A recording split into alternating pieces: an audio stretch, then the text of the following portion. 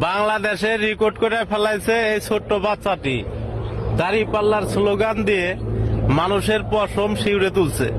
আমারও কিন্তু এই স্লোগান দেখার পরে এই বাচ্চার যে এতটা পরিমাণ এনার্জি আমি কল্পনাও করতে পারিনি।